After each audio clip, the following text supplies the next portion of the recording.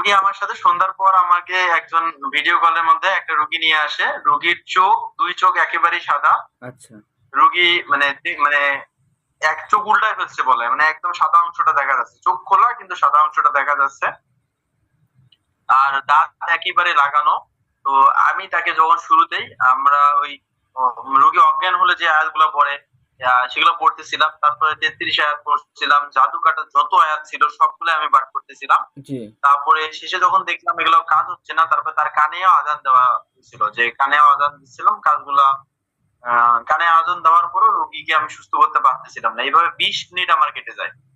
তাই 20 মিনিটে যখন কাজ হচ্ছিল না, তারপরে আমি কি করলাম, আমি মানে যখন উপায় মানে নিরুপায় হয়ে হযরতকে ফোন দিয়েছিলাম যে হযরত আমি এই মুহূর্তে এখন কি করব।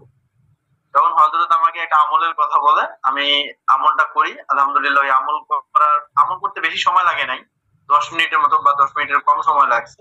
এর মধ্যে ইনশাআল্লাহ রোগী সুস্থ হয়ে গেছে। যাক আলহামদুলিল্লাহ।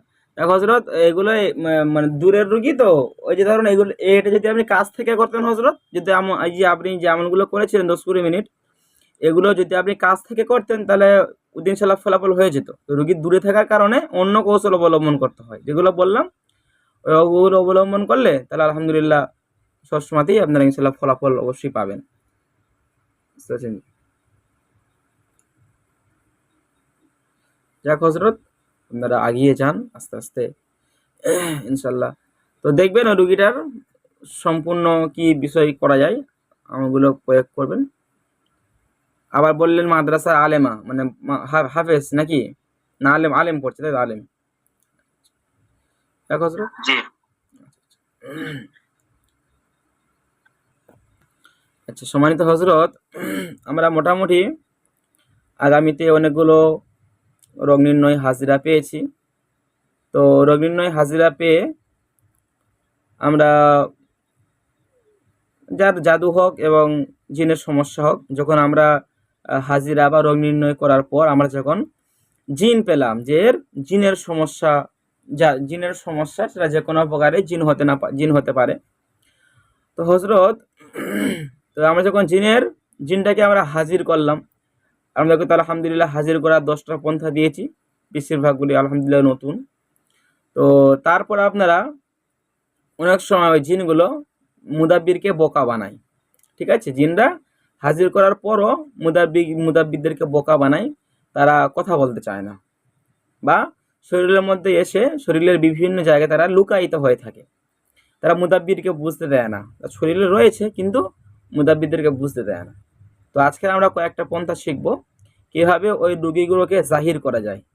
নিজের মুদাব্বিরকে অলস ভেবে মুদাব্বিরকে বোকা বানিয়ে তারা চলে যায়। মুদাব্বির কি করে, হালকা হুলকি ট্রিটমেন্ট দিয়ে তারা বলে না জিনের সমস্যা না, বা জিন হাজির করতে পারছে না, সেটা নিজেকে একটা ব্যর্থতা মনে করে আর কি, তাই না হজরত? তো যেমন সেদিন যেমন প্র্যাকটিকুলারই হাফেজ গোলাম রসুল সাল্লামের সঙ্গে একটু ঘটেছিল। তো এরকম একটি প্র্যাকটিকুলার ঘটেছিল, তো আপনার সম্মুখীন এখানে হতে পারে। জিন এসে আমাদের সঙ্গেও হয়েছে, জিন এসে কথা বলতে চায় না, বা হয়তো সে চুপচাপ মেরে থাকে, ঘাপটি মেরে থাকে, এবং রুগী যেমন আচরণ করে রুগীর মতো হয়তো আচরণ করে, কিন্তু সে জিনের রুগী, সে প্রকাশ করে না। এমন না, কেউ তো জোর করে নিজেকে স্থাপন করে না, করে কি কোনো মানুষ কেউ যদি চুরি করে, সে খুব সহজে তাকে চোর বলে সাব্যস্ত সে করতে চায় না, সে তার সর্বোচ্চ তার চেষ্টা দিয়ে সে একটু দূরে থাকার চেষ্টা করে। তো তার জন্য আপনি কি করবেন, আপনি জিন হাজির করার পর যখন আপনি বুঝতে পারছেন না যে শরীরে জিন এসছে কি আসেনি, তার জন্য আপনাকে প্রথমত করতে হবে 1 গ্লাস পানি নিতে হবে। বুঝতে পেরেছেন হজরত? 1 গ্লাস পানি নিতে হবে।